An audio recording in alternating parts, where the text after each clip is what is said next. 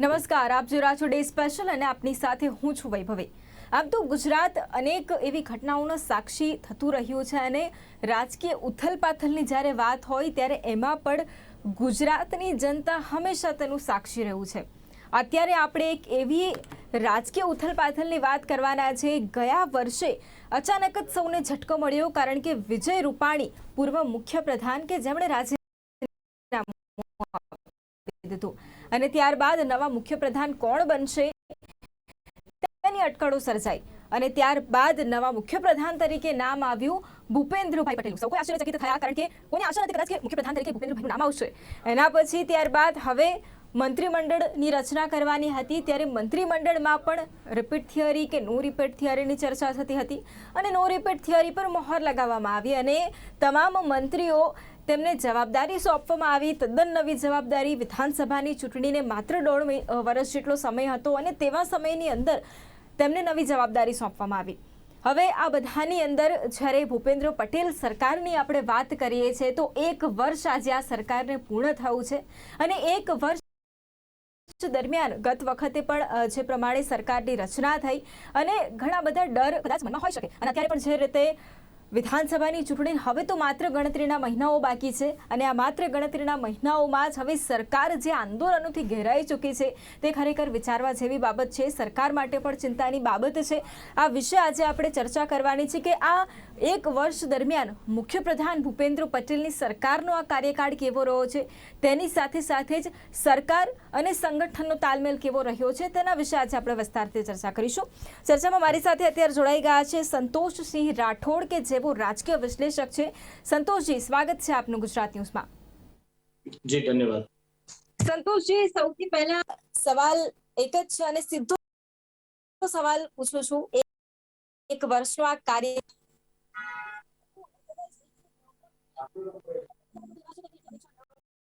કેવા છે કે જેમને અપેક્ષા હશે। મારો સવાલ તમને એ છે સંતોષભાઈ કે એક રાજકીય વિશ્લેષકને હું જો પૂછું તો ભૂપેન્દ્ર પટેલ જ્યારે તેઓ મુખ્યપ્રધાન બન્યા અને તેમની નવી સરકારનું ગઠન થયું ત્યારથી લઈને અત્યાર સુધીનો સમય કેટલા સંતુષ્ટ? જી, સૌથી પહેલા તો એ જણાવવા માંગીશ કે 1 વર્ષનો જે સમય જે અત્યારે હાલમાં સીએમ, હું વ્યક્તિનું નામ લઈ લઉં, ભૂપેન્દ્ર છે, માનનીય વ્યક્તિ છે, પરંતુ જ્યારે સીએમ તરીકેની વાત કરીએ તો એ ખૂબ મોટી રાજ્યની જવાબદારી છે। ગુજરાતને એક અલગ અલગ પ્રયોગશાળાની રીતે ઉપયોગ કરવામાં આવે છે। અત્યાર સુધી કુલ 3 વખત મુખ્યમંત્રીઓ બદલાયા, તે આનંદી પટેલ હોય કે રૂપાજી હોય અને 1 વર્ષના માટે જેને ઘણા લોકો એ માત્ર 1 વર્ષની સરકાર આ રીતનો પણ તેને સંબોધન કરે છે। નેતૃત્વ પરિવર્તન ભલે થયું હોય, પરંતુ તમામે જે પણ નેતાઓને સંચાલનની જવાબદારી આપવામાં આવે છે તે સ્વતંત્ર નથી હોતી। માત્ર ને માત્ર વહીવટદારો બદલાય છે, પરંતુ જે વહીવટ થતો હોય છે તે સૌને ખબર છે કે કેન્દ્ર સરકાર હસ્તક હોય છે। નાના મોટા કોઈ પણ નિર્ણય લેવાના હોય છે તો તે સ્વતંત્ર હોતા નથી અને આ સ્વતંત્ર ન હોવાના કારણે જે પણ કોઈ મુખ્યમંત્રી છે તે ગમે તેટલો સારો હોય, ગમે તેટલી સારી આવડત હોય, પરંતુ તે પોતે સ્વતંત્ર નિર્ણય લઈ શકતા નથી અને કેન્દ્ર સરકારનો તમામ નિર્ણયોની અંદર હસ્તક્ષેપ હોય છે। જે કારણે ભલે મુખ્યમંત્રીઓ બદલાય, પરંતુ વ્યવસ્થા તો તેવી જ છે, એટલે કે વ્યવસ્થાઓમાં કોઈ સુધારો વધારો થયો નથી। બિલકુલ। આપણી સાથે અત્યારે જયેશભાઈ શાહ પણ જોડાઈ ચુક્યા છે કે જેઓ પણ રાજકીય વિશ્લેષક છે। જયેશભાઈ, સ્વાગત છે આપનું ગુજરાત ન્યૂઝમાં। જયેશભાઈ, અત્યારે સંતોષભાઈએ એક વાત કરી કે ગુજરાત રાજનીતિની આમ તો એક પ્રયોગશાળા છે।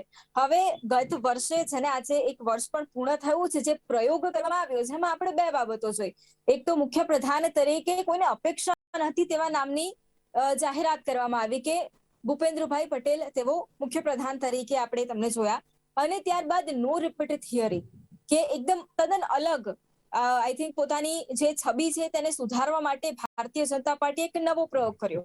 હવે આ જે પ્રયોગ છે 1 વર્ષ બાદ જ્યારે આપણે આની ચર્ચા કરી રહ્યા છે, આ પ્રયોગ કેટલો સફળ રહ્યો અથવા તો કેટલો નિષ્ફળ રહ્યો? હવે આ જે પ્રયોગ કરવામાં આવ્યો, તમે એને પ્રયોગ કહો છો તો એક્સપેરિમેન્ટ, જો ગુજરાતને પ્રયોગશાળા ગણવામાં આવે છે એવું સંતોષભાઈએ કહ્યું, તો પ્રયોગશાળા જો ગણીએ તો એકચ્યુઅલી એવું હતું કે વિજયભાઈ રૂપાણીના શાસન દરમિયાન એન્ટી ઇન્કમ્બન્સી ફેક્ટર ઊભું થઈ રહ્યું હતું. બિલકુલ. એન્ટી ઇન્કમ્બન્સી ફેક્ટરને ખાળવા માટે થઈને આખી સરકાર બદલી નાખી. નો રિપીટમાં એક પણ મંત્રી રિપીટ ન થયા, અને એને કારણે સરકાર આખી નવી બની, ટીમ આખી નવી બની. મોટાભાગના મંત્રીઓ એવા હતા જે પહેલી વાર બન્યા હતા, એટલે એમને વહીવટી તંત્ર પર પકડ લાવવી હોય, વહીવટી તંત્ર પર કમાન્ડ ઉભો કરવો હોય, વહીવટી તંત્રને જાણવું હોય, એને માટે પણ 1 વર્ષનો સમય તો કોઈને પણ જોઈએ. તમે કોઈ મોટો ઉદ્યોગ શરૂ કરતા હોય કે તમે કોઈ મોટો બિઝનેસ શરૂ કરતા હોય, તમારી પાસે બિઝનેસનું નોલેજ હોય, પરંતુ બિઝનેસ જ્યારે શરૂ કરો કે વ્યવસાય જ્યારે શરૂ કરો, તો વ્યવસાય શરૂ કરતી વખતે તમારે 1000 દિવસ ગણતા હોય છે, પરંતુ સરકારમાં 1000 દિવસ ન ગણીએ, પણ 1 વર્ષનો સમયગાળો બહુ લાંબો ન કહેવાય. વહીવટી તંત્ર પર પકડ લાવવા માટે પણ એટલો સમય જોઈએ, કારણ કે વહીવટી તંત્ર શું છે, વહીવટી તંત્રની પદ્ધતિ શું છે, વહીવટી તંત્રના કાર્યો શું છે, એ બધું જ જો જોવું હોય તો એમાં થોડો સમય તો લાગવાનો, જે સમય લાગવાનો. એટલે એ સમય લાગવા માટે થઈને જે સમય જે થયો એ સમયગાળો 1 વર્ષ. હવે આ 1 વર્ષનો સમયગાળો પ્રયોગશાળાની રીતે ગણીએ તો આ 1 વર્ષના પ્રયોગમાં કોઈ એવું મોટો ફેરફાર નથી થયો કે કોઈ એવું મોટા કોઈ ગોટાળા નથી થયા. એટલે એઝ ઇટ ઇઝ કે જેસે તેની સિચ્યુએશન એવું કહી શકાય. અને એન્ટી ઇન્કમ્બન્સી ખાળવામાં આ વસ્તુ મદદરૂપ થશે, એ આવનારા પરિણામો 2022ની ચૂંટણીઓ જ્યારે આવશે ત્યારે દેખાશે. એટલે એ જે એન્ટી ઇન્કમ્બન્સી જે સિઝન્ડ નેતાઓથી ઊભી થઈ રહી હતી, પરંતુ એ એન્ટી ઇન્કમ્બન્સી ખાડી, પરંતુ એન્ટી ઇન્કમ્બન્સી ખાડવાના કારણે જે વહીવટી તંત્ર પર જે પકડ હતી, જે એ પકડ તૂટી. પરંતુ એમાં વહીવટી તંત્રની પકડ 2 રીતે, ભ્રષ્ટાચાર કાં તો મિલીભગત કાં તો સાંઠગાંઠ, એ રીતની વહીવટી તંત્ર પરની પકડ અને વહીવટી તંત્ર પરની ખરેખર પકડ, લગામ જેને કહેવાય. એમાંથી એ બંને જે બધા એક સરખા ન હોય, તો એટલે એ જે બંને જે ફેક્ટર બંને ફેક્ટરને કાઢવા માટે થઈ અને આખી સરકાર બદલાઈ અને બદલા નવી સરકાર આવી ગઈ. હવે જે નવી સરકાર આવી ગઈ એને કારણે શું થયું કે એમાં એ લોકોને કોનામાં નવું ટેલેન્ટ છે તે પણ ભારતીય જનતા પાર્ટીને પ્રયોગશાળાના રૂપમાં ખબર પડી કે કેટલાક ટેલેન્ટ વાળા છે અને કેટલા બિલકુલ કામના નથી. તો હવે જે આવનારી ચૂંટણી આવશે એમાં જે બિલકુલ કામના નથી એમને ટિકિટ પણ કદાચ ના આપે. એવું બને કે ભાઈ તમને આ મિનિસ્ટર બનાવી દીધા વર્ષ સવા વર્ષ માટે, તમે તમારું કામ પૂરું થઈ ગયું, એવું પણ બની શકે એમાં. એટલે આ વર્ષ ગયું ભૂપેન્દ્રભાઈની સરકારનું, એમાં નવી કોઈ નીતિઓ ન આવી, પરંતુ જે જૂની નીતિઓ તેનો અમલ થયો, એને સસ્ટેન રાખી. ભારતીય જનતા પાર્ટીનું જે એન્ટી ઇન્કમ્બન્સીનું જે મોજું હતું એને થોડું ખાડ્યું. ભારતીય જનતા પાર્ટીમાં જે ગ્રુપિઝમ હતું એ ગ્રુપિઝમને ઇન બિટવીન આજે 1 વર્ષનો સમયગાળો હતો. તમે જુઓ, વિજયભાઈ રૂપાણીને પંજાબ ચંદીગઢના પ્રભારી બનાવીને મોકલી આપ્યા. એટલે એ જે નીતિનભાઈ પટેલને ઉત્તર ગુજરાત પૂરતા મર્યાદિત કરી દીધા. એટલે જે એન્ટી ઇન્કમ્બન્સીનું મોજું હતું, જે જૂથવાદ હતો, એ ભલે એટલો બધો કંટ્રોલમાં નથી થયો, પરંતુ જૂથવાદને પણ કાબુમાં લેવાનું અને મોટા નેતાઓને પણ કહી દીધું કે ગમે તેવો દિગ્ગજ હશે, કેન્દ્રીય નેતૃત્વ જે ધારશે એવું થશે. એટલે આજે સક્ષમ નેતૃત્વની જે એક કળા છે ને, કળા દેખાઈ રહી છે. અને એટલું છે કે ભારતીય જનતા પાર્ટીને કોઈ મેજર ડેમેજ નવી સરકારના આવ્યા પછી નથી થયું, એ ભારતીય જનતા પાર્ટી માટે પોઝિટિવ પોઈન્ટ છે. નવી સરકારનો ડેમેજ એલો થયો કદાચ એન્ટી ઇન્કમ્બન્સી ખાડવાને બદલે એન્ટી ઇન્કમ્બન્સી વધી હોત, પરંતુ એવું દેખાઈ નથી રહ્યું. એટલે આ જે પ્રયોગ છે, પ્રયોગ થોડા ઘણા અંશે સફળ થયો છે એવું મારું માનવું. ઓકે, સંતોષભાઈ, અત્યારે જયેશભાઈ વાત કરી એમ કે એન્ટી ઇન્કમ્બન્સીનો જે ડર હતો વિજયભાઈ રૂપાણીની જ્યારે સરકાર હતી ત્યારે, અને આ વખતે પછી એને ખાળવા માટે ભૂપેન્દ્રભાઈ પટેલની સરકાર બનાવી. પણ અત્યારની જે પરિસ્થિતિ આપણે જોઈ રહ્યા છે તે પરિસ્થિતિમાં એવું છે કે, અને જયેશભાઈ જે વાત કરી એની સાથે જો આપણે આને લિંક કરીએ તો કોઈ પણ સરકાર હોય એમાં 1 વર્ષ જેટલો સમયગાળો તો જોઈએ જ. બધું સમજવા માટે, વહીવટ સમજવા માટે, ઘણી બધી બાબતો છે સમજવા માટે, સંચાલન શીખવા માટે, સમજવા માટે એક સમયની જરૂર હોય છે, અને 1 વર્ષનો સમયગાળો તેમણે કીધો. હવે એક વર્ષનો સમયગાળો તેમને મળ્યો પણ છે અને એક વર્ષનો જે સમયગાળો છે એના 2-3 માસ પછી ચૂંટણી પણ આવી જશે. પરંતુ સવાલ અહીંયા મારો ઉભો થાય છે કે અત્યારે જે આંદોલનો થઈ રહ્યા છે ગુજરાતમાં મોટા પાયે, અને અત્યારે આપણે જોઈ રહ્યા છીએ કે દરરોજ કોઈ નવું આંદોલન થઈ રહ્યું છે. આ આંદોલન ને થાળે પાડવા માટે આટલું બધું કરવામાં આવે છે, 5 કમિટી સભ્યો રચના કરવામાં આવે છે, એટલે મંત્રીઓની રચના કરવામાં આવે છે, પરંતુ છતાંય આ આંદોલન શાંત નથી પડતા. એટલે આ સરકાર આ આંદોલનોને થાંભવા માટે ખૂબ કાચી પડે છે તેવું લાગે છે. બિલકુલ. એક વાત જોડવા માંગીશ માત્ર નાની જયેશભાઈની વાતમાં, કે જયેશભાઈએ જેમ જણાવ્યું કે એન્ટી ઇન્કમ્બેન્સી જે હતી તે ક્યાંક ને ક્યાંક તે ડરને પણ ખાળવા અને તમામ નેતાઓને એ બતાડવા કે ભાઈ જે પણ સર્વસત્તાધીશ છે તે કેન્દ્ર સરકાર એટલે કે કેન્દ્રનું નેતૃત્વ જ છે, અને કેન્દ્રનું નેતૃત્વ જેને ઈચ્છશે તેને તેના પર તાજપોશી કરી શકશે. પરંતુ આ એક પક્ષની વાત થઈ. જ્યારે નાગરિકો લોકશાહીમાં કોઈ પણ પક્ષને ચૂંટતા હોય છે તો તેઓનો જે મુખ્ય લક્ષ્ય કોઈ પણ સરકારનો એ નાગરિકોની સુખાકારી માટે હોવો જોઈએ. અહીંયા જે કંઈ પણ નેતૃત્વ પરિવર્તન થઈ રહ્યું છે કે જે કંઈ પણ બીજા મોટા નાના મોટા ફેરફારો થઈ રહ્યા છે તે પાર્ટીને પોતાનો ડર જે આવનારી ચૂંટણીઓમાં લાગી રહ્યો છે તેના માટેના થઈ રહ્યા છે, તેના માટેના પગલા ભરાઈ રહ્યા છે. નહીં કે આમાં કોઈ પ્રજાની સુખાકારીના પ્રશ્નોના લઈને એ લોકો કોઈ કામ કરી રહ્યા. બીજી વાત તમે જેમ કરી કે અત્યારે ઘણા મોટા અલગ અલગ વિવિધ સંગઠનો, એ પછી શિક્ષણ ક્ષેત્ર સાથે જોડાયેલા હોય, ન્યાય વ્યવસ્થા સાથે જોડાયેલા હોય, આ તમામ સંગઠનો એ ક્યાંક ને ક્યાંક પોતાની જે કંઈ પણ જરૂરિયાતો છે, જે સરકારની સાથેના પોતાના પ્રશ્નો છે એનું નિરાકરણ નથી આવ્યું તો તેના નિરાકરણ માટે તેઓ અત્યારે આંદોલન કરી રહ્યા છે. આ પણ તે બતાવે છે કે ડબલ એન્જિન, અત્યારે એક સ્લોગન આપવામાં આવ્યું છે કે ડબલ એન્જિન સરકાર. તો હવે ડબલ એન્જિન છે તમારું, કેન્દ્રમાં તમે છો, સ્ટેટમાં તમે છો, તો શું કરવા તમે મિનિમમ ભથ્થું પણ નથી આપી રહ્યા. એટલે આવા ઘણા બધા જે પ્રશ્નો છે એ પ્રશ્નોનું નિરાકરણ લાવવામાં પણ રાજ્ય સરકાર નિષ્ફળ ગઈ છે. એટલે જે કંઈ પણ પરિવર્તનો થયા છે માત્ર ને માત્ર સત્તા બચાવવા ખાતર થયા છે. પ્રજાની સુખાકારી માટે જે લાંબા ગાળાના જે આયોજનો હોવા જોઈએ તે બધા નથી થઈ રહ્યા. ઓકે જયેશભાઈ, અત્યારે ખાસ એ વાત પણ છે કે આખું નો રિપીટ થિયરી, આખું બધું માળખું ફરી ઊભું કરવામાં આવ્યું બધું જ. હવે આ ઇલેક્શનનો સમયગાળો છે એટલે ફરી જરૂર પડી તો જૂના જોગીઓની જરૂર પડી.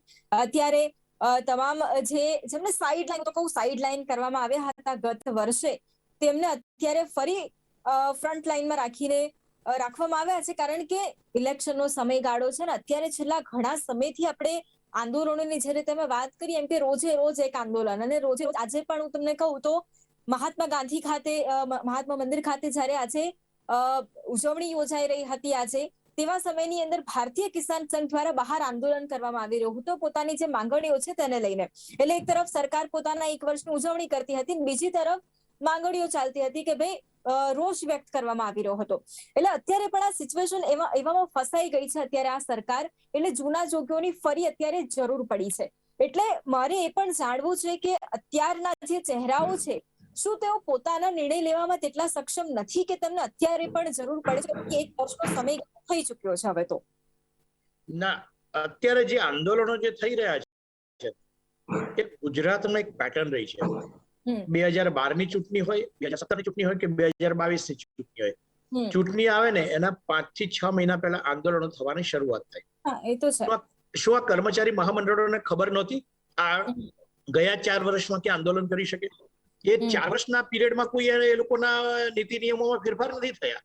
તો 4 વર્ષ દરમિયાન કેમ આંદોલન નથી? અને સરકારનું આ શું છે, ચૂંટણી આવે ને એ વખતે મતબેંક તરીકે પોતાને ગણતરી કરીને આંદોલનો કરવામાં આવે છે, અને એ આંદોલનોને હવા આપવા વાળા તત્વો પણ બેકગ્રાઉન્ડમાં હોય છે કે જે પોતપોતાની રીતે રાજનીતિ શકે છે. દરેક રાજકીય પક્ષમાં, કોઈ રાજકીય પક્ષમાં બાકાત નથી. આજે ભારતીય કિસાન સંઘે આજે મહાત્મા મંદિરની બહાર આંદોલન કર્યું તો ભારતીય જનતા પાર્ટીની ભગીની સંસ્થા છે, છતાં પણ એને આંદોલનમાં ઉતર્યા. એટલે કોઈ પાર્ટીમાં બાકાત નથી. બધા પોતપોતાનો રોટલો શેકી રહ્યા છે આંદોલન દ્વારા. આ આંદોલન દ્વારા ખરેખર કર્મચારીઓને કે આંદોલન સાથે સંકળાયેલા કર્મચારીઓને ફાયદો મળે એવી કોઈની લાલસા હોતી નથી. બધા પોતપોતાનો રોટલો શેકીને પોતાની નેતાગીરી મજબૂત કરીને પોતાનો દાવો મજબૂત કરવો અને સરકારનું નાક દબાવવું, એવી આ પેટર્ન 2012 હોય, 17 હોય, 22 હોય, એ એક નવી પેટર્ન ઉભી થઈ છે. અને એ પેટર્નને ખરેખર ખાળવી જ રહી, કડક હાથે ખાળવી રહી કે આ આંદોલનો ઉભા થવાના હોય તો કેમ અત્યારે કેમ નવી સરકાર આવે, જ્યારે સપોઝ કે 2022માં નવી સરકાર આવશે ડિસેમ્બર 2022માં, એ વખતે આ બધા જ આંદોલનો શરૂ થાય ને તો હું એ બધા આંદોલનો ટેકો કરી શકું અને એ બધા આંદોલનને સાચા આંદોલનો કહી શકાય. પણ જ્યારે ચૂંટણી માથા પર હોય ત્યારે જ આંદોલનો કેમ? મારો પ્રશ્ન એવો છે. શું આંગણવાડી બહેનોના પ્રશ્નો આજના છે? આશા વર્કરના પ્રશ્નો આજના છે? આ 3 મહિનામાં કે 6 મહિનામાં ઉભા થયા છે કે આ ભૂપેન્દ્રભાઈની સરકારમાં ઉભા થયા છે? નથી થયા. એટલે આ એક આખી રાજનૈતિક ગણતરી અને રાજનૈતિક ગેમ પ્લાન હેઠળ આંદોલનો થાય છે. આજનું નથી, આ પેટર્ન વર્ષોથી છે અને એ રાજનૈતિક પેટર્નમાં કોઈ ફેરફાર ગુજરાતમાં આવવાનો પણ નથી. બધા જ એ જાણે છે. અને પછી ઘીના ઠામમાં ઘી, પછી છેવટે ચૂંટણી આવતી જશે તેમ તેમ આ બધા આંદોલનો સમેટાઈ જશે, કારણ કે બધાની લેતી દેતી બધી પૂરી થઈ જશે.